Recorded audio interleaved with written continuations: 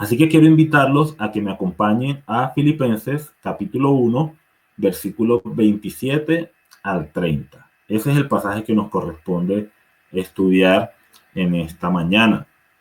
Pero antes de dirigirnos a ese pasaje para hacer la lectura y el respectivo estudio, me gustaría recordar un poquito lo que estuvimos mirando el domingo pasado y hacerlo de una manera lo más rápida posible y lo más breve posible. El domingo pasado, mis hermanos, estuvimos aprendiendo que el Señor Jesucristo es la razón de vivir para cada uno de nosotros como creyentes, o debe serlo, si nosotros le hemos conocido como nuestro Señor y Salvador personal. Cuando nosotros llamamos a Cristo el Señor, no es solamente un título de respeto que nosotros estamos dirigiendo a Él, como cuando nos referimos a personas mayores, que le decimos Señor tal o Señor tal, Señor sutano, Señor fulano, sino que ese título de Señor realmente es mucho más grande, mucho más majestuoso. Cuando lo aplicamos al Señor Jesucristo, nos estamos refiriendo a que el Señor Jesucristo es el amo, dueño absoluto de nuestra vida y de todo lo que hay en nuestra vida.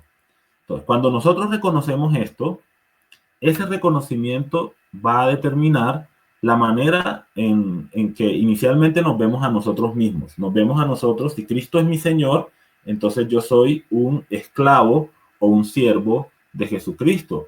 Pero también ese reconocimiento determina lo que hacemos, lo que decimos, lo que pensamos, incluso lo que nosotros dejamos de hacer. El reconocer a Cristo como Señor, amo y dueño absoluto de nuestra vida determina todo lo que hay en nuestra vida y la manera como nosotros utilizamos cada una de esas cosas.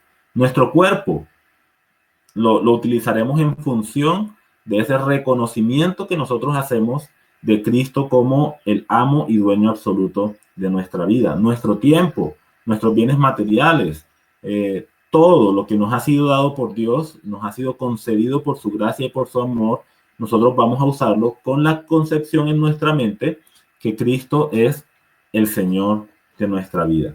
Y cuando nosotros reconocemos que Cristo es el Señor de nuestra vida y nos vemos como sus siervos y que todo lo que nosotros le tenemos le pertenece única y exclusivamente a Él, entonces nosotros vamos a poder decir como el apóstol Pablo, para mí el vivir es Cristo.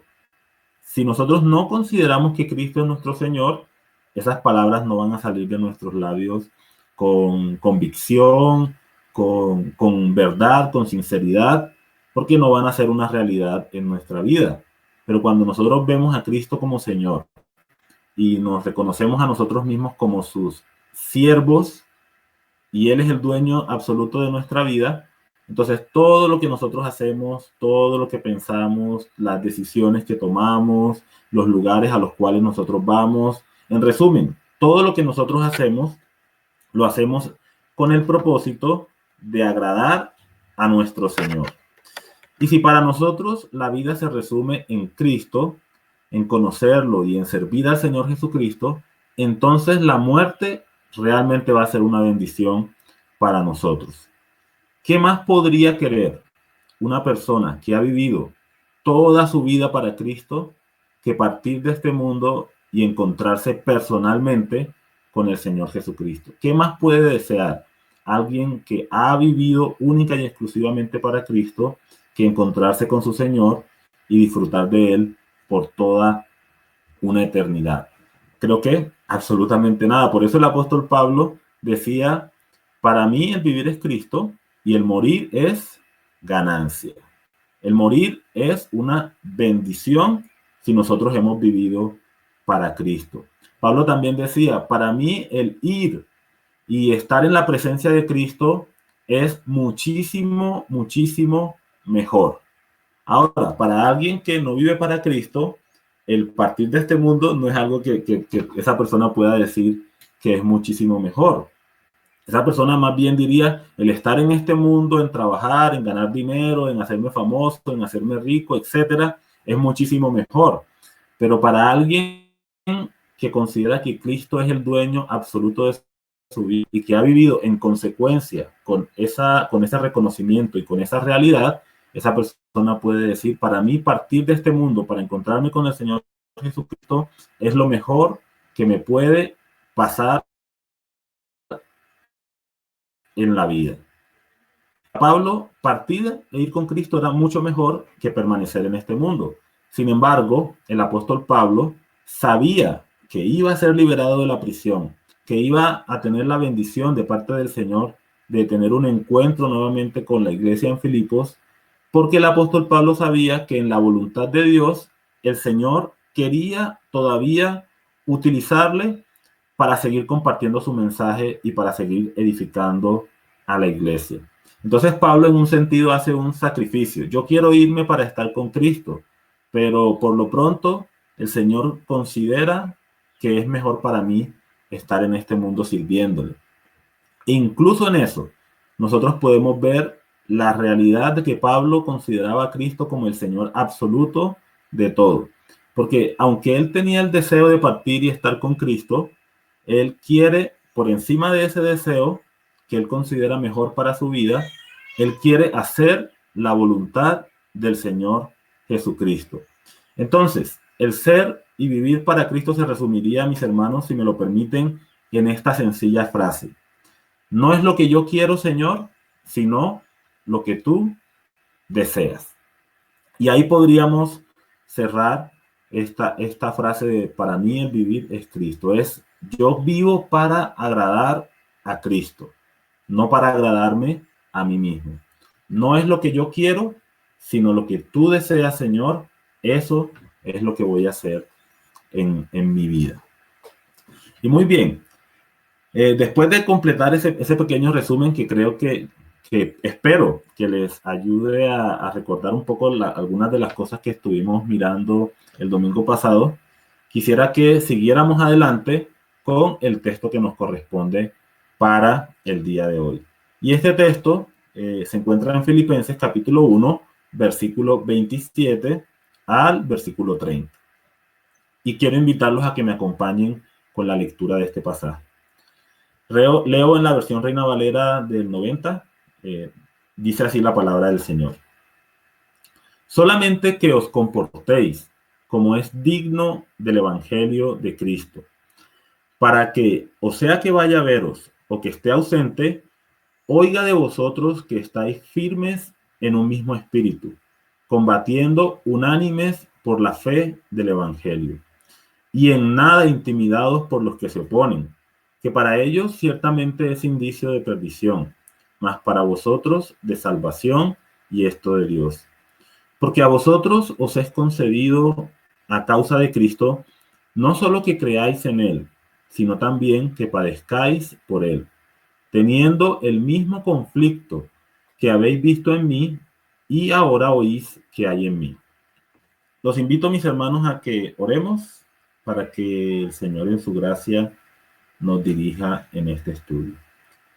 Querido Señor, venimos ante tu presencia como iglesia para alabarte y exaltarte y para suplicarte, Señor, que bendigas nuestras vidas en esta mañana con el estudio de tu palabra.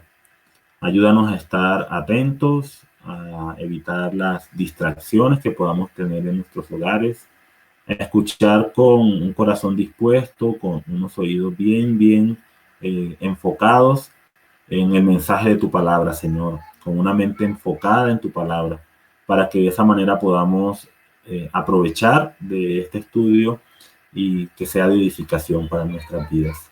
Gracias por tu Santo Espíritu que habita en nuestros corazones, porque a través de él, Señor, tú nos enseñas y aplicas esta palabra, iluminas nuestro entendimiento para que podamos comprenderla y podamos apropiarnos de ella en nuestra vida. Gracias, Señor. Por favor, también dame la dirección que necesito en este momento, poniendo las palabras en mi mente, en mis labios, para comunicar con claridad el mensaje de tu palabra. Oramos, Señor, en el nombre de tu Hijo Jesús. Amén. Muy bien, mis hermanos. Veamos entonces el primer versículo de este texto. La primera parte de este texto dice, solamente que os comportéis como es digno del Evangelio de Jesucristo. Vemos aquí que el apóstol Pablo tiene un deseo para la iglesia. En una versión de la Biblia dice: solamente os ruego, hermanos, que os comportéis como es digno del evangelio de Cristo. Entonces Pablo expresa un deseo para la iglesia. El apóstol Pablo quiere que la manera de comportarse de la iglesia esté a la altura del evangelio de nuestro Señor Jesucristo. El evangelio de Cristo, mis hermanos, debe afectar nuestras vidas en el tiempo presente y para la eternidad. El Señor Jesucristo vino a este mundo, según lo que nos dice su palabra, para que tengamos vida y para que la tengamos en abundancia.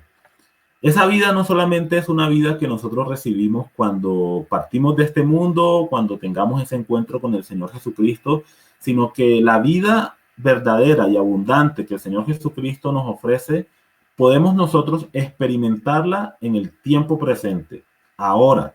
No es solo para la eternidad, sino empieza en este momento y, por supuesto, se desarrolla en nuestra vida hasta ese momento en que nosotros la disfrutemos personalmente en la gloria con el Señor Jesucristo.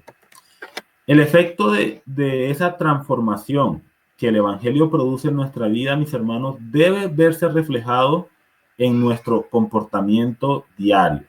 Y eso es lo que el apóstol Pablo está resaltando aquí en este pasaje. Solamente os ruego, queridos hermanos, que os comportéis como es digno del Evangelio de Cristo. Ahora, una pregunta que nosotros debemos hacernos es: ¿qué es el Evangelio de Jesucristo? Para muchos, de pronto, esto es algo que ya es un concepto familiar, un concepto que conocemos muy bien y que dominamos muy bien, pero aún así me gustaría que invirtiéramos algunos minutitos para hablar un poco acerca del Evangelio del Señor Jesucristo. La palabra evangelio significa buenas noticias. Así que el evangelio, entonces, sería la buena noticia de que Dios nos amó y envió a su Hijo a este mundo para salvarnos del pecado, para salvarnos de la condenación eterna.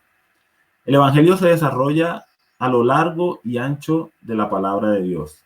Se nos muestra en primera instancia la condición humana, el fracaso del ser humano, pero también se nos muestra la obra perfecta de Cristo por medio de la cual nosotros tenemos salvación y vida eterna.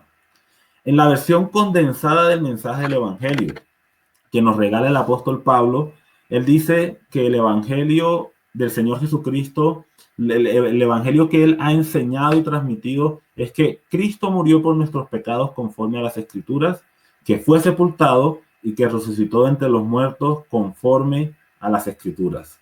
Entonces, la versión condensada del Evangelio es muerte, sepultura y resurrección del Señor Jesucristo. Pero otra vez, esto puede ser desarrollado o es desarrollado a lo largo y ancho de toda la palabra de Dios. Ahora, ¿cómo impacta esa confianza en el mensaje de las buenas noticias de que Dios nos amó y envió a su Hijo a este mundo para dar su vida por nosotros? ¿Cómo debe impactar el hecho de que Cristo murió, fue sepultado y resucitó de entre los muertos al tercer día? ¿Cómo eso impacta nuestra vida o debe impactar nuestra vida? Lo primero es que el Evangelio nos hace conscientes, bueno, para los que ya somos creyentes y tenemos esta relación con el Señor Jesucristo, el Evangelio en el pasado, cuando conocimos a Cristo, nos hizo conscientes de nuestra verdadera condición como seres humanos. Si alguna de las personas que nos está escuchando en esta mañana no conoce al Señor Jesucristo, esa es una obra que el Evangelio hace en tu vida, ¿sí? En este momento. ¿Qué hace el Evangelio? Nos hace conscientes de nuestra verdadera condición como seres humanos. ¿Y cuál es esa condición según la palabra de Dios? Estamos en pecado, estamos muertos espiritualmente, lo cual significa que estamos separados de Dios, no tenemos una relación con Dios, estamos distanciados de Él, destituidos de la gloria de Dios, condenados eternamente y en tinieblas. por mencionar solamente algunas de las cosas que el ser convencido, el ser expuesto al mensaje del Evangelio, no, algunas de las cosas de las cuales el Evangelio nos hace conscientes. Estamos en pecado, estamos muertos, o sea, separados de Dios, condenados eternamente y en tinieblas, entre muchas otras cosas. Lo segundo que el Evangelio hace en nosotros es mostrarnos el camino. No solamente nos revela nuestra verdadera condición, sino que el Evangelio también nos muestra el camino, la solución a esa condición que nosotros tenemos. Y ese camino es Jesucristo y la obra completa que Él realizó para darnos salvación y vida eterna. ¿Sí? Nos muestra nuestra condición, pero también nos muestra a Jesucristo y su obra por nosotros en la cruz. Nos habla de su nacimiento, nos habla de su vida perfecta, nos muestra su muerte en la cruz por nosotros, nos muestra su sepultura, nos muestra su resurrección gloriosa y también nos muestra que el Señor Jesucristo regresará una vez más a la tierra para levantar, llevarse a los suyos con él y posteriormente para establecer su reino en este mundo. Entonces el Evangelio nos hace conscientes de cuál es el camino para que esa condición que nosotros tenemos como pecadores, muertos, condenados y en tinieblas, sea eliminada y ahora nosotros vengamos a una posición diferente y a disfrutar de una vida diferente. Y eso es precisamente lo tercero que hace el mensaje del Evangelio. El mensaje del Evangelio produce en nosotros una transformación real y radical, de manera inmediata. Una vez que nosotros hemos puesto nuestra confianza en Jesucristo, en el Salvador, pasamos de estar en pecado a ser limpiados. Pasamos de tener muerte espiritual ahora a tener vida eterna. Pasamos de estar condenados eternamente a un lugar de tormento que es el infierno, a estar salvos por el Señor y a poder tener la esperanza de disfrutar de el vivir con Dios para siempre en el cielo, en su presencia. Pasamos de estar en las tinieblas, de pertenecer al reino de las tinieblas, somos trasladados por la obra de Cristo al reino de la luz. Y ahora pertenecemos a la luz. Y también, entre otras cosas, entre otras bendiciones de la obra que el Evangelio hace en nuestras vidas cuando hemos creído en el Señor Jesucristo. Pero ya no estamos muertos en el pecado, ya no estamos condenados, ya no estamos en tinieblas, mis hermanos, sino que ahora tenemos vida, somos limpios y vamos a vivir con el Señor para siempre en su reino. El Evangelio de Cristo realmente nos transforma. No nos hace unas personas un poquito mejores, sino que produce un cambio radical en nuestras vidas, una transformación completa. Nos hace personas completamente nuevas, personas diferentes por la obra del Señor Jesucristo. Entonces debemos pensar en lo siguiente. Si esta obra del Evangelio en nuestras vidas es una realidad, si nosotros ya hemos recibido y creído con todo nuestro corazón en este mensaje del Evangelio, debemos preguntarnos cómo esto debe verse reflejado en nuestras vidas. Cómo el hecho de que hemos sido limpiados, de que tenemos vida, de que no somos condenados y de que no estamos en tinieblas, debe moldear nuestro diario andar en este mundo. El apóstol Pablo lo dice aquí una vez más. Solamente les ruego, queridos hermanos, que os comportéis como es digno del Evangelio de Jesucristo. Esa limpieza que el Señor ha obrado en nuestras vidas debe verse reflejada en nuestro diario caminar con el Señor.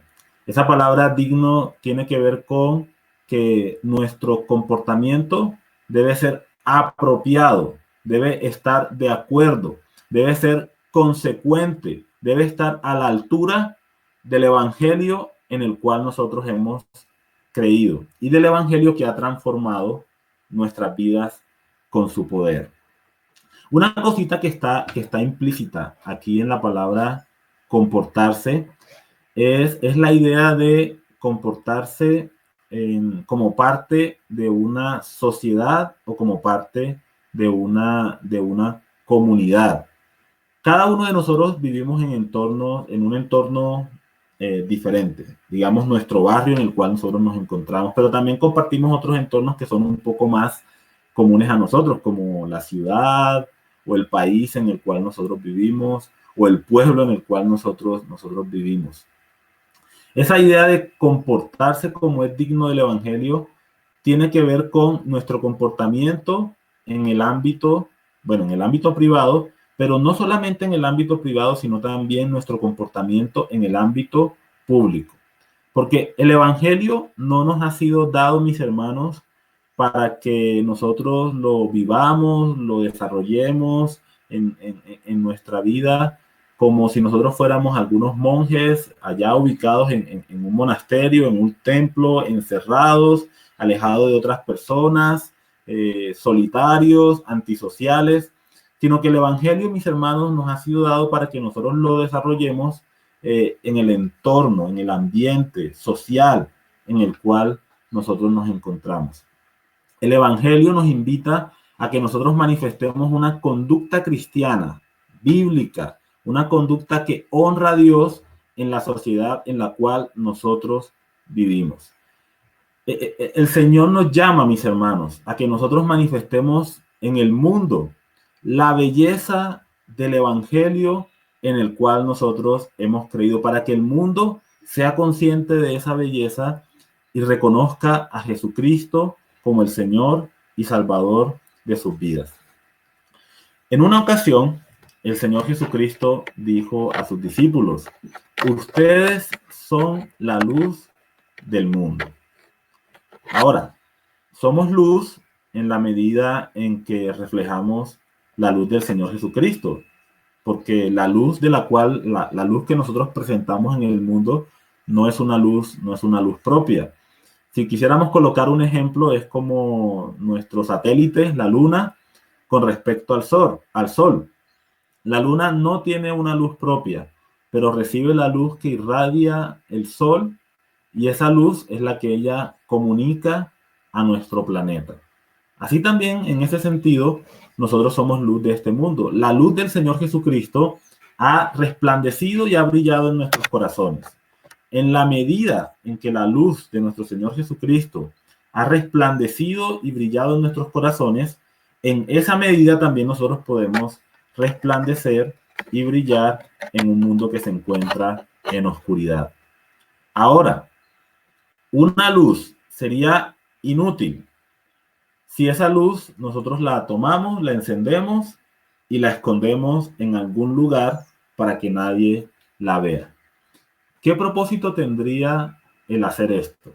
Encender una luz y colocarla debajo de la cama o debajo de un mueble. No tendría ningún sentido. El Señor Jesús dijo que la luz debe ser colocada en alto, en un lugar alto, para que esa luz ilumine a todos los que están en casa y esa luz pueda aprovecharse. De la misma forma, mis hermanos, el hecho de que nosotros seamos luz de este mundo nos invita a que nosotros resplandezcamos en el mundo en el cual nos encontramos, en la sociedad en la cual nosotros vivimos, empezando desde nuestros hogares y desde nuestros hogares hacia el resto del mundo. Cuando nosotros decimos que, cuando el apóstol Pablo ruega a los creyentes, compórtense como es digno del Evangelio de Cristo, en otras palabras, el apóstol Pablo está diciendo: yo quiero que la iglesia en Filipos sea una luz que irradie la luz del Evangelio de Cristo en la ciudad de Filipo. Y de la misma forma para nosotros hoy, mis hermanos, el Señor desea que nosotros como iglesia suya seamos luz que irradie la luz de nuestro Señor Jesucristo en esta ciudad, la ciudad de Fusagasugá. Y como luz que somos, nuestra vida, nuestro andar, nuestro caminar diario debe reflejar que el Evangelio de Cristo es poderoso, que el Evangelio de Cristo realmente transforma las vidas y que lo ha hecho en cada uno de nosotros como seguidores del Señor Jesucristo. Ahora, Debemos también pensar, ¿cómo debemos comportarnos entonces? Si hemos creído en el Evangelio, ¿cómo debemos comportarnos? ¿Cómo hacemos para brillar en este mundo? En ese sentido podríamos decir muchísimas cosas.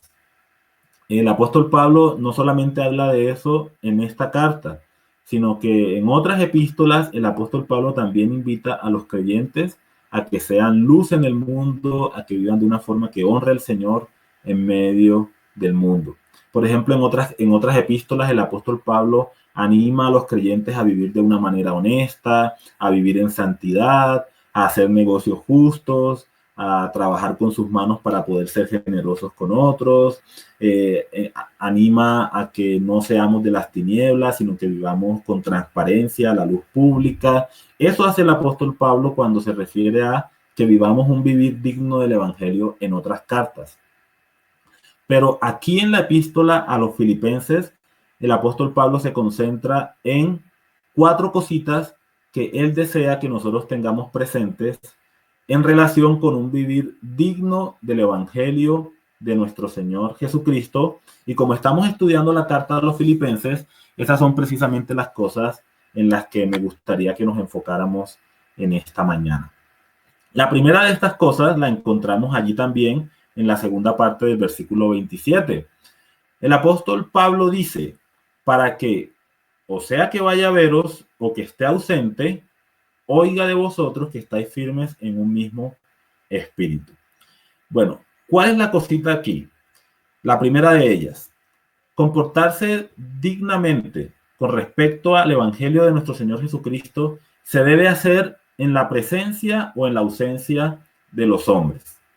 En este caso, el apóstol Pablo, como apóstol, misionero y pastor en la iglesia de Filipos, él desea que los creyentes, sea que él esté presente para ser testigos de esa vida ordenada y digna de los cristianos, o sea que él esté ausente y solamente pueda oír los comentarios y las noticias que traen al apóstol Pablo de la manera como la iglesia en Filipos está viviendo. Él desea que los hermanos vivan de una manera digna del Señor. Entonces, mis hermanos, el vivir dignamente del Evangelio, dignamente con respecto al Evangelio de nuestro Señor Jesucristo, parte del hecho de que no lo hacemos para que, en alguna manera, porque se nos está viendo o otros están siendo específicamente conscientes de lo que nosotros hacemos. Es decir, no nos comportamos dignamente del Evangelio cuando el pastor nos ve o cuando el pastor no nos ve. Bueno, cuando el pastor nos ve y cuando no nos ve, debemos comportarnos dignamente con respecto al Evangelio de nuestro Señor Jesucristo. Pero nosotros, las personas que el Señor ha puesto como siervos en su iglesia, no estamos para ser los policías de la fe de los creyentes. Todos tenemos un Señor, mis hermanos, un Señor que nos ve permanentemente, un Señor que está con nosotros en todo tiempo, el Espíritu de Dios que Él ha hecho morar en nuestros corazones y que nos acompaña de una manera permanente, el cual sabe realmente la manera como nosotros nos comportamos y la manera como nosotros desarrollamos nuestra vida. Ahora, para el apóstol Pablo sí era de gran gozo cuando estaba presente el poder ver la fidelidad de los hermanos en Corinto. Y cuando él estaba allí en esa cárcel, como era en el tiempo en el que él escribió esta carta, cuando él estaba allí y escuchaba las noticias de las cosas que estaban pasando en la iglesia en Filipo, su corazón se llenaba de gozo al saber que los creyentes estaban conduciéndose de una manera que agradaba al Señor. Pero la actitud personal de cada uno de nosotros, como discípulos del Señor Jesucristo, no debe ser la de agradar o no agradar a los hombres, sino que nuestra posición personal debe ser la de agradar a nuestro Señor Jesucristo. ¿Cómo logramos esto? Lo hacemos cuando nosotros nos tomamos en serio el hecho de que Jesucristo es el Señor de nuestras vidas. Y lo hacemos cuando nosotros somos conscientes de lo que el Evangelio es, de lo que el Evangelio representa y de la manera como el Evangelio debe estar impactando nuestro diario andar. ¿En qué sentido? Si yo soy consciente de que el Evangelio ha transformado mi vida y yo soy consciente de que Jesucristo es mi dueño y mi amo absoluto y de que todo lo que yo haga debo hacerlo para agradarle a Él, eso me va a animar, eso me va a motivar a que lo que yo haga en mi vida sea única y exclusivamente con el propósito de ser agradable para mi Señor. Y en consecuencia, que mi testimonio delante de la sociedad en la cual yo estoy viviendo sea también agradable delante del Señor. Entonces Pablo, ausente o presente, quería que los creyentes vivieran dignamente del Evangelio del Señor Jesucristo. La segunda cosita que nosotros encontramos aquí es que vivir dignamente el Evangelio es estar firmes en un solo espíritu. Otra versión de la Biblia lo dice de la siguiente manera: firmes en un solo propósito. Dice aquí, oiga de vosotros. ¿Qué quiere escuchar Pablo? Que ustedes, hermanos en Filipos, estáis firmes en un mismo espíritu, estáis firmes en un mismo propósito. Una sola motivación, un solo ánimo. No podemos, mis hermanos, enfrentar de una manera digna el mundo en el cual la iglesia vive si primeramente no tenemos nosotros firmeza en un solo propósito, nuestros corazones están inundados con una sola motivación, con un solo ánimo. No podemos ir, mis hermanos, a reflejar al Señor Jesucristo al mundo si primeramente nosotros en el interior de nuestra vida como iglesia no estamos firmes en un solo propósito. Así que Pablo quiere, antes de que salgamos afuera, Pablo nos invita a que nosotros como iglesia podamos disfrutar de una unidad interna. Ahora, ¿cómo se logra esto? Con personas tan diferentes, con ideas tan diferentes, con caracteres tan diferentes como los tenemos todos nosotros en cada una de las iglesias locales. ¿Cómo se puede lograr esto? Bueno, la respuesta es muy sencilla, mis hermanos. La única manera de lograrlo es cuando nosotros dejamos de colocar la mirada en nosotros mismos y colocamos la mirada en el Señor Jesucristo. El Señor Jesucristo, mis hermanos, es el único que puede traer una unidad verdadera de corazón a nuestras vidas como iglesia. Solamente cuando nosotros miramos a Cristo y cuando los propósitos de Cristo se convierten en nuestros propósitos y cuando los anhelos del Señor Jesucristo y cuando la voluntad del Señor Jesucristo se convierte en nuestro deseo, solamente hasta ese momento nosotros vamos a poder disfrutar de una verdadera unidad interna en nuestras vidas, de una unidad práctica en nuestras vidas como iglesia del Señor. Digo unidad práctica porque ya tenemos una unidad real que el Señor ha hecho en cada uno de nosotros. Cuando nosotros creemos en Cristo, la Biblia dice que somos bautizados en el cuerpo de Cristo por la obra del Espíritu Santo. El Espíritu de Dios, cuando viene a nuestras vidas, nos toma y nos conecta con el resto del cuerpo del Señor Jesucristo. Pero eso también tiene que verse reflejado en la práctica. Y la manera en que eso se ve reflejado es cuando nosotros conocemos tanto al Señor Jesucristo que entendemos sus deseos, su voluntad y nos enfocamos todos y cada uno de nosotros en hacerla.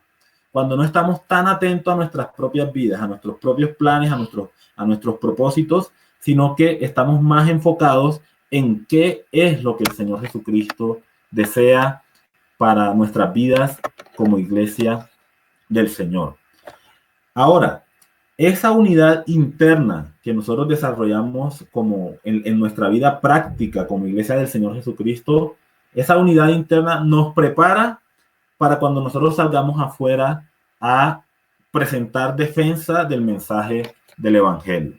Fíjense lo que la tercera cosa que el apóstol Pablo dice aquí, que es vivir dignamente el Evangelio de Cristo. Él dice, combatiendo unánimes por la fe del Evangelio.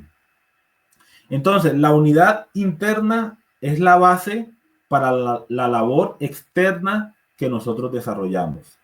Esa palabra combatiendo, dice combatiendo, no compitiendo, ¿cierto? Esa palabra combatiendo nos lleva a pensar que estamos en una batalla. La palabra unánimes nos lleva a pensar que esa batalla es una batalla que debemos librar juntos, pero no solamente juntos, sino con un solo corazón y propósito. En la etimología, que es esa ciencia que investiga el origen de las palabras y la forma como las palabras se construyen, esa palabra unánimes, la etimología nos enseña que viene de uno y que viene de alma. Uno, ánimes, de la palabra alma. Entonces lo que el apóstol Pablo está diciendo a la iglesia es que debemos combatir como si nosotros tuviéramos una sola alma.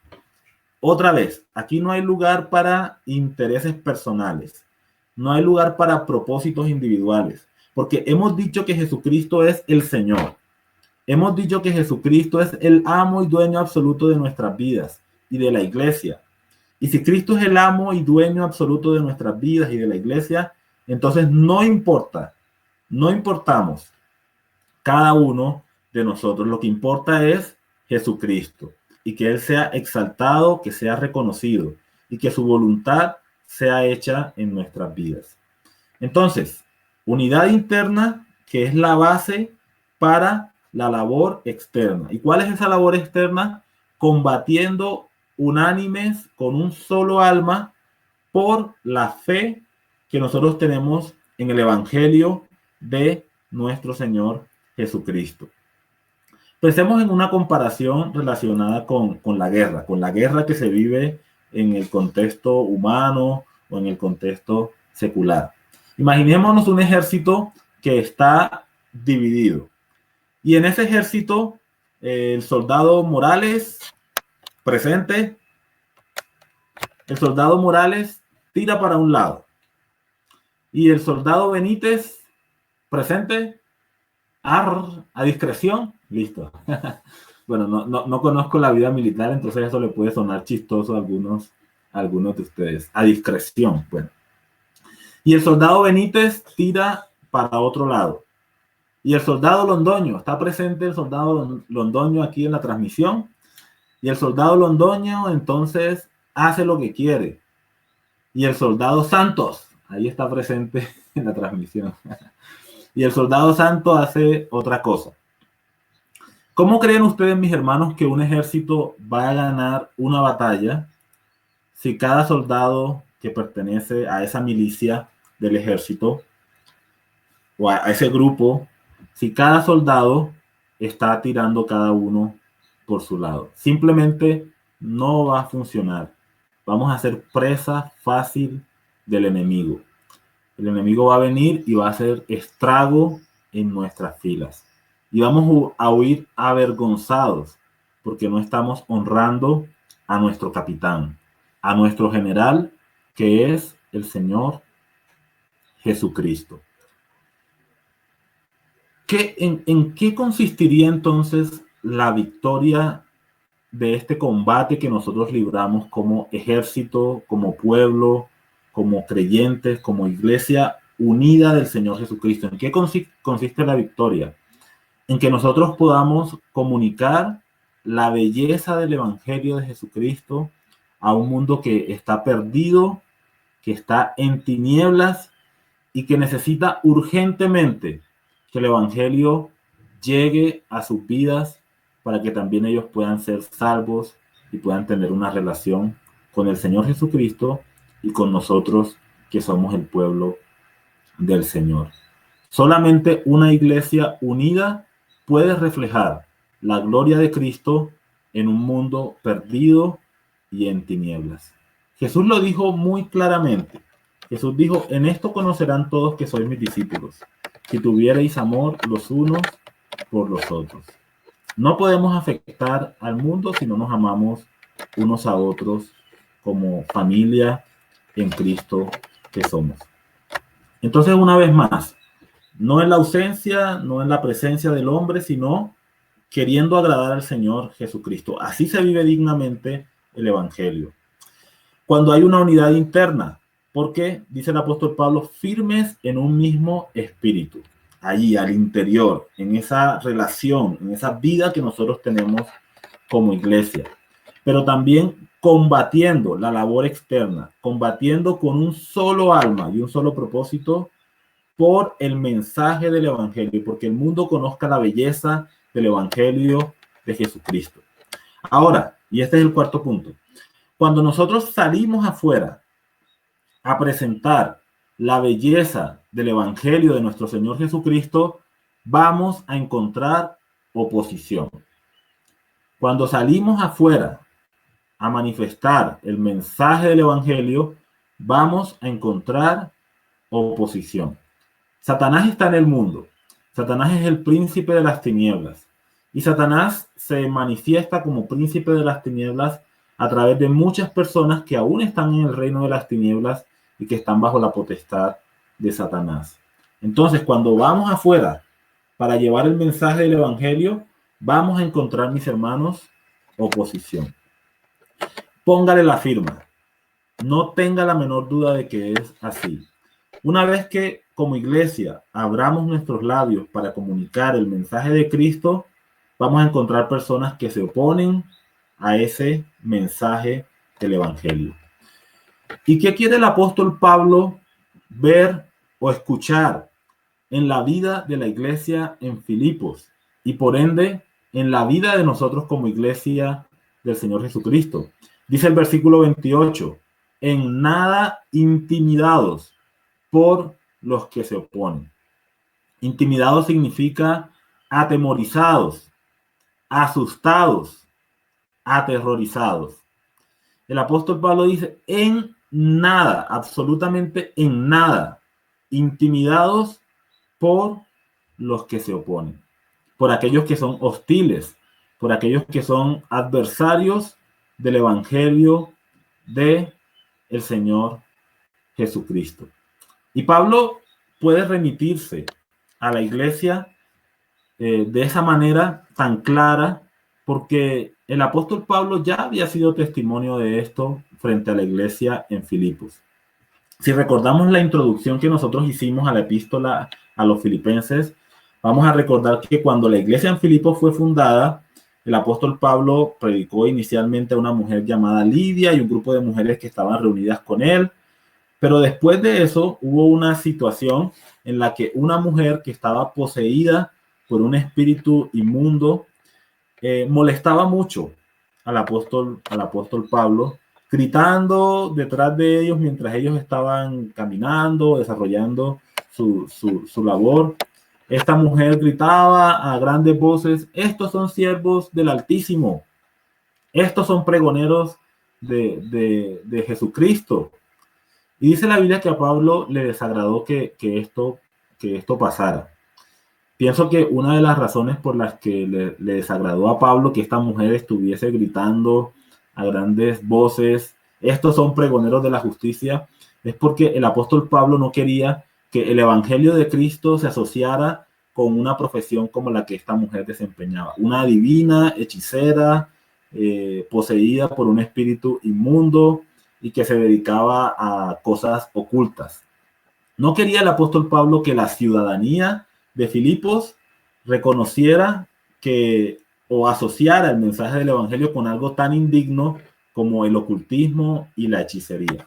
Entonces Pablo fija su mirada en esta mujer y expulsa al espíritu inmundo que estaba en esta persona. Cuando los dueños de esta persona, los amos o los señores de esta persona, se dan cuenta que la fuente de sus ganancias había sido afectada, entonces levantan un alboroto contra Pablo y contra Silas y hacen que los metan en la cárcel, en el calabozo más profundo de esa prisión, donde seguramente la luz del sol no podría llegar. Pero estando allí, en esa condición, Pablo y Silas no estaban intimidados. no estaban atemorizados, no estaban allá temblando de temor porque nos han puesto en una prisión. Pablo y Silas se encontraban encarcelados allí, fueron azotados inclusive, pero ellos se encontraban en esa prisión elevando cánticos de alabanza a Dios. Cantaban al Señor mientras estaban en esa condición. Y los hermanos de la iglesia en Filipos habían visto ese testimonio del apóstol Pablo y de Silas. Y por eso el apóstol Pablo ahora con toda autoridad puede decirle, y en nada intimidados. Mientras ustedes están compartiendo la belleza del evangelio, mientras ustedes comparten el mensaje de salvación y mientras ustedes están viviendo de una manera que es digna del mensaje del evangelio en la sociedad en la cual ustedes se encuentran, no se dejen intimidar por los que se oponen. No permitan que ellos los asusten, no permitan que ellos los atemoricen. No se dejen intimidar. En nuestro contexto actual, de pronto, como por toda la situación política, tal vez nosotros hoy tenemos ciertos derechos que en esa época no eran considerados de esa manera. Hoy, según por lo menos lo que dice nuestra Constitución Pública, tenemos la libertad para expresar nuestras convicciones cristianas públicamente sin que eso sea visto como algo incorrecto o malo ante la ley. Sin embargo, cada vez que nosotros como cristianos abrimos nuestros labios para comunicar el evangelio de nuestro Señor Jesucristo, enfrentamos oposición. Personas que se disgustan, personas que se incomodan, personas que se molestan, personas que nos miran feo, incluso personas que pueden de alguna manera física, pero generalmente no es así en nuestro tiempo, es más bien de una manera con palabras o con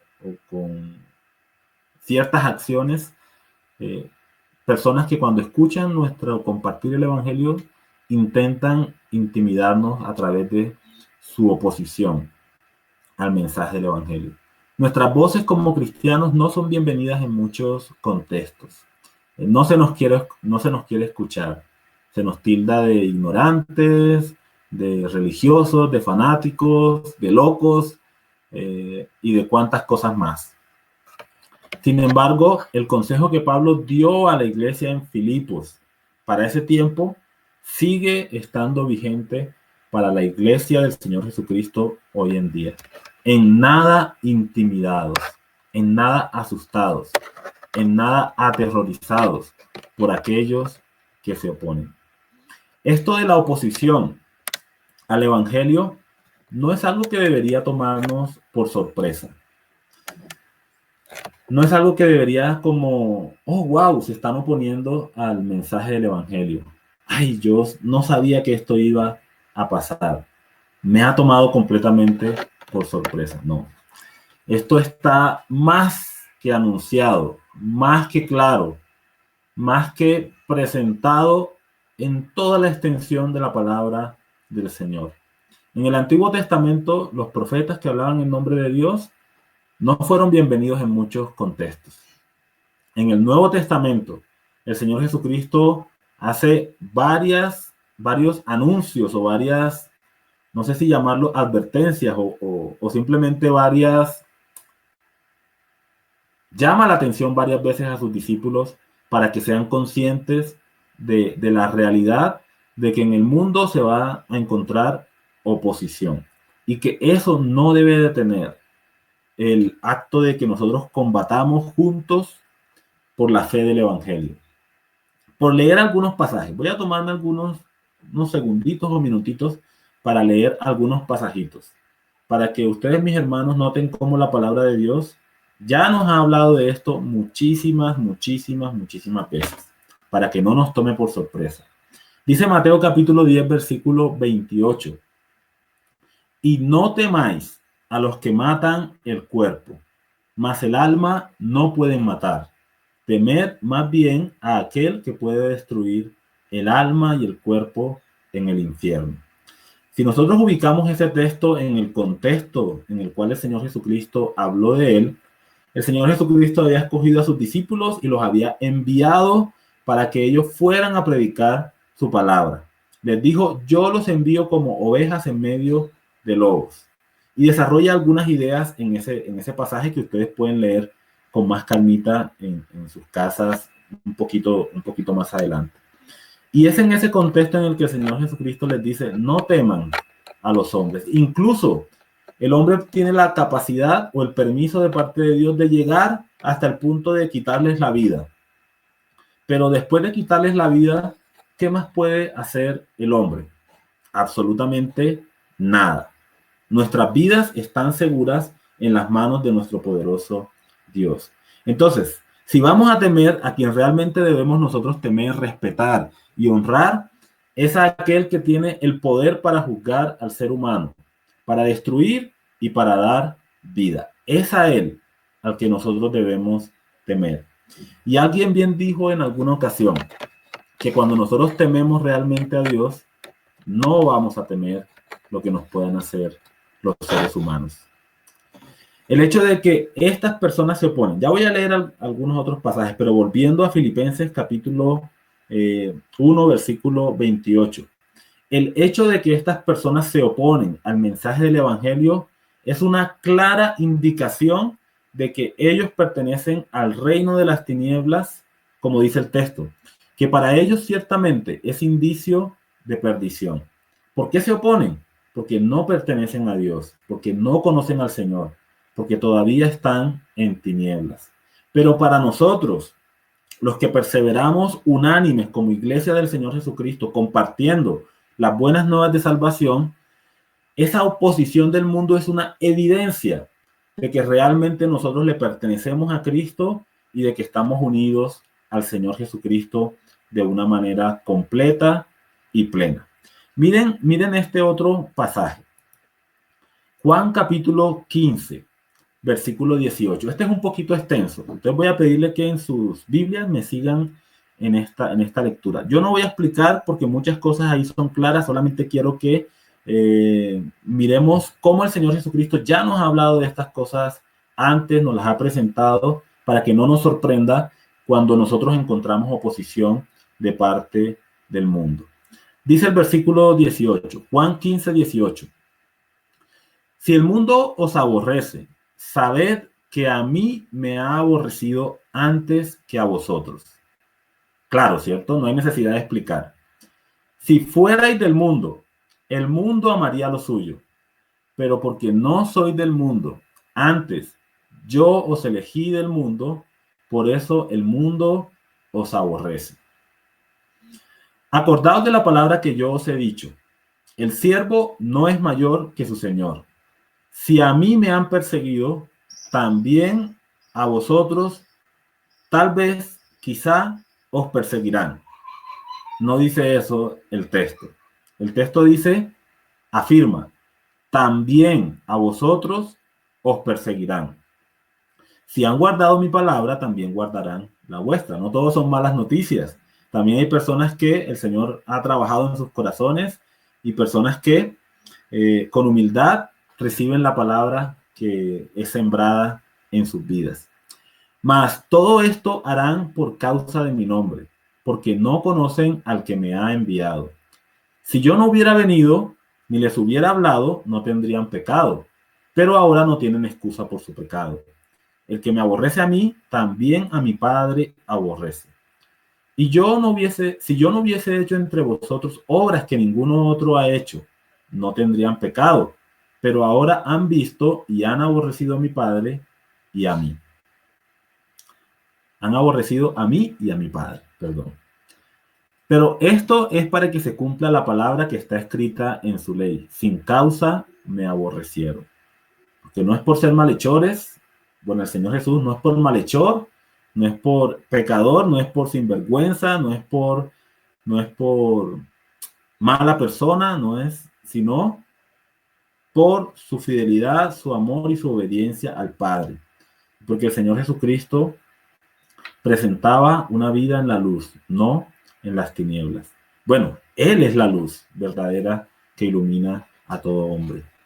Pero cuando venga el Consolador, a quien yo os enviaré del Padre, el Espíritu de verdad, el cual procede del Padre, Él dará testimonio acerca de mí, y vosotros daréis también, porque habéis estado conmigo desde el principio. Miremos el versículo 16, solo unos pocos versículos más. Estas cosas os he hablado para que no tengáis tropiezo. Os expulsarán de las sinagogas, y aún viene la hora cuando cualquiera que os mate pensará que rinde servicio a Dios. Y harán esto porque no conocen al Padre ni a mí. Mas os he dicho estas cosas para que cuando llegue la hora os acordéis de que ya os lo había dicho. Sí, el Señor Jesucristo está hablando en primera instancia a sus apóstoles y discípulos, pero obviamente tiene una aplicación para nosotros que somos seguidores del Señor Jesucristo en el tiempo presente. Cada vez que abrimos nuestros labios para dar testimonio y para presentar la belleza del Evangelio, y no solamente cuando lo hacemos con nuestros labios, sino cuando con nuestra vida manifestamos la luz del Señor Jesucristo que ha sido derramada en nosotros, vamos a encontrar oposición de aquellos que no conocen al Señor. Dos pasajes más. Mateo capítulo 10, versículo, bueno, este pasaje ya lo leí, un pasaje más. Mateo capítulo 5, el Sermón del Monte. Mateo capítulo 5, versículo 10. Las bienaventuranzas, dichosos, bienaventurados, felices. ¿Quiénes son bienaventurados, dichosos y felices? El Señor Jesucristo dice: los que padecen persecución por causa de la justicia, por causa del Señor Jesucristo, porque de ellos es el reino de los cielos. Bienaventurados, dichosos, felices sois cuando por mi causa os vituperen y os persigan y digan toda clase de mal contra vosotros. Aclaración, mintiendo, ¿cierto? No porque es verdad todo lo malo que están diciendo, sino que cuando nosotros estamos viviendo dignamente del Evangelio de Cristo y somos vituperados, perseguidos y se dice cualquier cantidad de cosas malas con respecto a nosotros, el Señor Jesucristo dice: bienaventurados, gozaos y alegraos, porque vuestro galardón es grande en los cielos, porque así persiguieron a los profetas que fueron antes de vosotros. Y un último texto, Primera de Pedro, capítulo 4, versículo 12. Amados, no os sorprendáis del fuego de prueba que os ha sobrevenido, como si alguna cosa extraña os aconteciese. ¿Por qué, Señor? Si yo estoy predicando tu palabra con fidelidad, ¿por qué la gente se opone? ¿Por qué no quieren escuchar? ¿Por qué me aborrecen? ¿Por qué? Si no es suficiente lo que el Señor nos había dicho claramente de sus propios labios y lo que los apóstoles del Señor nos han enseñado, entonces no sé qué es suficiente, ¿cierto? Amados, no os sorprendáis del fuego de prueba que os ha sobrevenido, como si alguna cosa extraña os aconteciese, sino gozaos, por cuanto sois participantes de los padecimientos de Cristo, para que también en la revelación de su gloria os gocéis con gran alegría. Gozaos, porque estamos siendo partícipes de los padecimientos de Cristo. Él es nuestro maestro y padeció, y cuando nosotros creemos en Cristo somos unidos a Él y experimentamos muchos de sus padecimientos por la justicia. Dice el Señor que debemos regocijarnos, porque si padecemos con Cristo, una cosa es clara, que también cuando su gloria sea revelada, nos regocijaremos con el Señor con gran alegría delante de su presencia. Es maravilloso este regalo de gracia que el Señor Jesucristo nos hace. Fíjense lo que sigue diciendo el versículo 29. Bueno, 28, los que se oponen, esto manifiesta una cosa, que ellos son de las tinieblas, por eso nos aborrecen, ¿cierto? Pero también manifiesta que nosotros hemos recibido esta salvación que proviene directamente del Señor. El mundo nos va a aborrecer, mis hermanos. No nos sorprendamos de eso. Pero regocijémonos porque el Señor se agrada cuando nosotros padecemos por su nombre, por amor a su nombre. Versículo 29. Porque a vosotros os es concedido a causa de Cristo, no solo que creáis en Él, sino también que padezcáis por Él. Y cómo nos gustaría tomar una tijera, ¿cierto? Y coger ese pasaje y... No. La Biblia no puede decir eso. No lo puedo creer, no lo acepto. ¿Por qué la Biblia dice algo como esto? Mis hermanos, la Biblia lo dice. Y si lo dice la palabra de Dios, simplemente lo dice la palabra de Dios. Pero fíjese cómo el apóstol Pablo lo muestra aquí. El apóstol Pablo presenta los padecimientos por causa de Cristo no como un castigo de Dios, no como una tortura, e incluso como una casualidad o como un padecimiento sin propósito. El apóstol Pablo presenta los sufrimientos por la causa de Cristo como algo que nos es concedido. No solo como algo que tenemos allí, como situaciones que debemos vivir, sino como algo que nos es concedido. El apóstol Pablo lo presenta como una dádiva, como un regalo, como un privilegio que Dios ha puesto en la vida de todos aquellos que le pertenecemos a Él. A vosotros os es concedido. Mírelo así, mi hermano. Mírelo como el apóstol Pablo lo está presentando. Es un privilegio. Bueno, no quisiéramos tener este privilegio algunos, tal vez. No quisiéramos que el Señor nos lo diera, ¿cierto? De hecho, algunos de nosotros hasta podríamos decirle, Señor, gracias por este ofrecimiento, pero paso. Por favor, entrégale ese privilegio a otro. No es la clase de privilegios que nos gusta de pronto recibir. Pero miremoslo una vez más como el apóstol Pablo lo presenta. Debido a nuestra comunión con Cristo, debido a que nosotros hemos sido unidos completa y perfectamente a Jesucristo, el destino de Cristo es también el destino de cada uno de nosotros.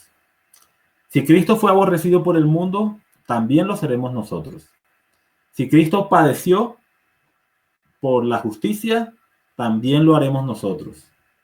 Cristo resucitó entre los muertos. También nosotros seremos resucitados por el poder de Dios. Cristo ascendió a la gloria. También nosotros, por su gracia y su misericordia, gozaremos de ser levantados, transformados a la imagen de Cristo, para gozarnos delante del Padre y de su Hijo y del Espíritu Santo por toda una eternidad. Entonces, al lado del privilegio que se nos menciona de haber creído en Jesucristo, porque creer en Cristo, mis hermanos, es un privilegio que se nos ha concedido, incalculable en valor, que nosotros jamás vamos a poder pagar, ni las palabras son suficientes para agradecerlo.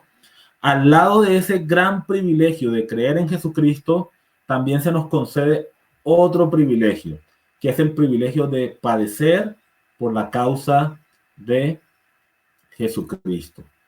No huyamos a este padecimiento, mis hermanos. Bueno, hay padecimientos que tienen que ver con, bueno, son pruebas o dificultades que Dios trae a nuestras vidas para perfeccionarnos, para aumentar nuestra fe, para purificarnos, para que nosotros crezcamos en nuestra comunión con el Señor. Sin embargo, este padecimiento al que el apóstol Pablo hace referencia aquí tiene una connotación un poquito diferente y son los padecimientos que vienen a la vida del creyente cuando nosotros como iglesia estamos combatiendo unánimes por la fe del evangelio, cuando nosotros estamos llevando al mundo la belleza del mensaje de salvación. Y cuando el mundo que no le interesa escuchar este mensaje de salvación y que no quiere que ese mensaje sea proclamado y que sea comunicado, se opone, ese es el padecimiento específico al cual el apóstol Pablo hace referencia. Y él nos coloca otra vez su propio ejemplo. teniendo el mismo conflicto, la misma dificultad, la misma oposición, los mismos problemas que ustedes han visto en mí. Ya les mencioné la situación de cuando Pablo fue encarcelado por proclamar el mensaje del Evangelio en Filipos. Ellos habían visto esto y Pablo les dice: a ustedes les es concedido que experimenten la misma clase de padecimientos que Cristo experimentó y que yo experimenté como un discípulo y apóstol del Señor Jesucristo. Y dice el apóstol Pablo, no solamente ustedes lo han visto, sino que ahora están recibiendo las noticias de que una vez más estoy encarcelado por la causa de Jesucristo.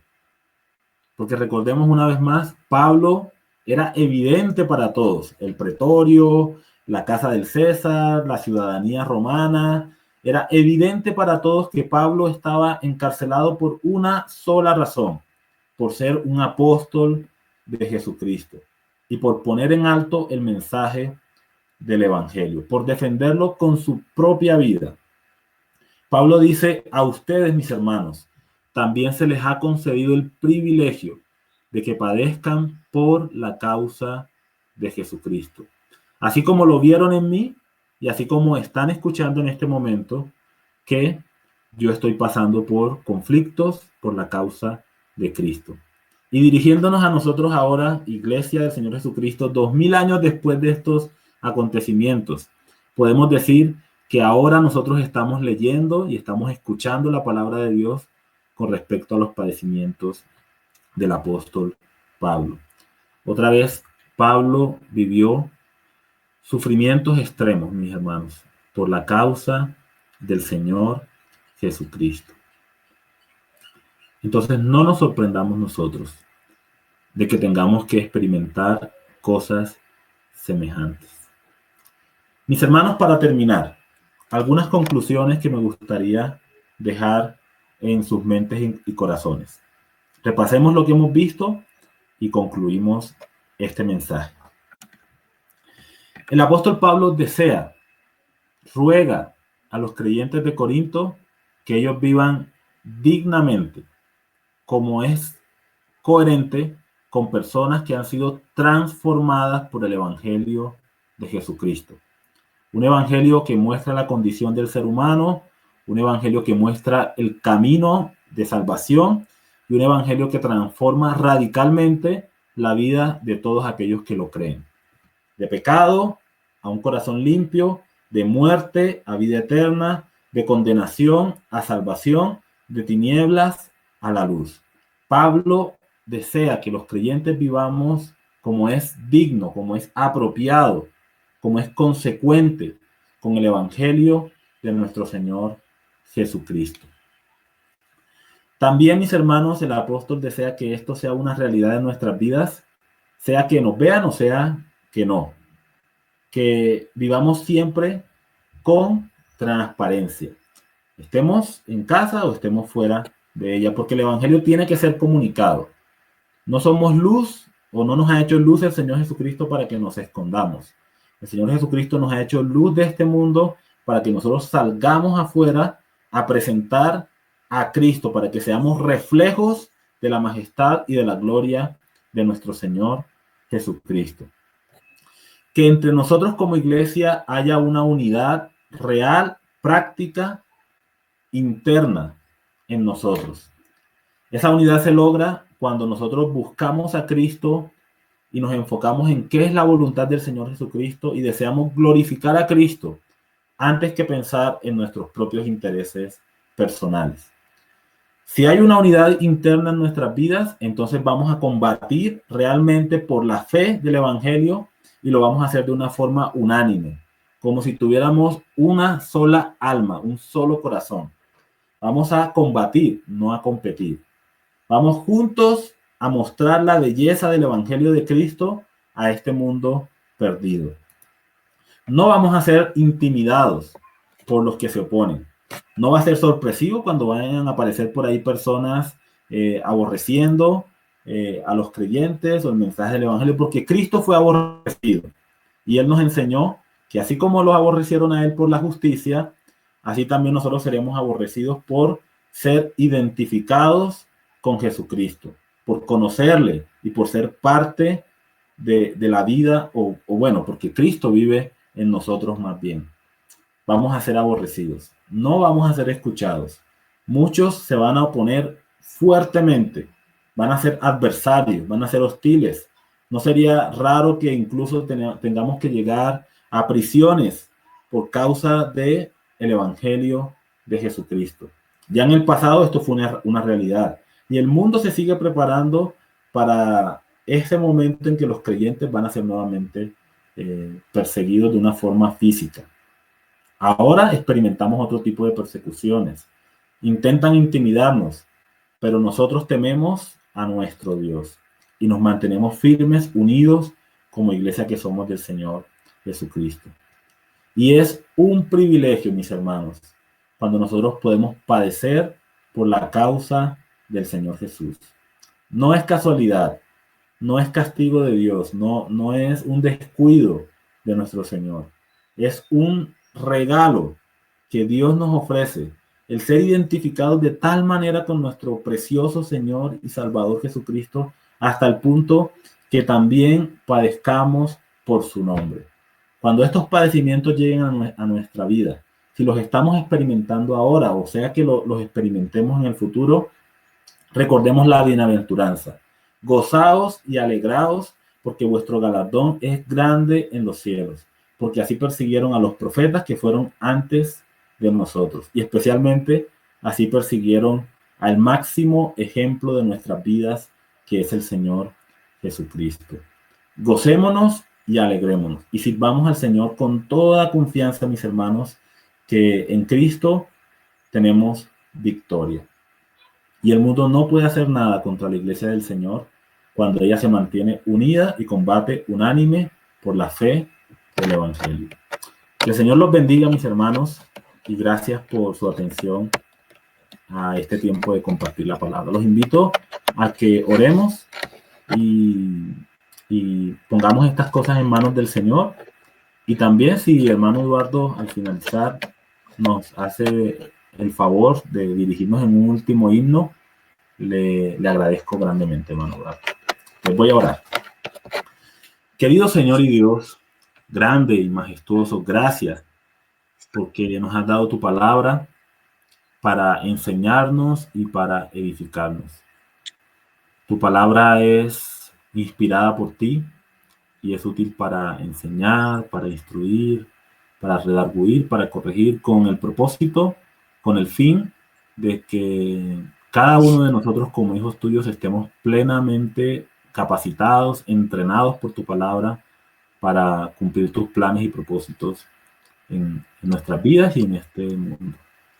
Por eso, Señor, rogamos que tu palabra perfecta y poderosa complete su obra en nosotros, animándonos, fortaleciéndonos, dándonos valentía, guiándonos a un vivir digno de ti, a una unidad real y verdadera como cuerpo que somos del Señor Jesucristo, a combatir juntos, coordinados con cada uno de nuestros hermanos en Cristo por la fe del Evangelio, recordando que el enemigo es Satanás, el enemigo está afuera y que es allá donde nosotros debemos llevar el conflicto, en el sentido en que debemos comunicar con claridad la belleza del mensaje del Evangelio, con nuestras palabras, con tu palabra pronunciada en nuestros labios, pero especialmente, Señor, con nuestras vidas que respaldan esa palabra comunicada.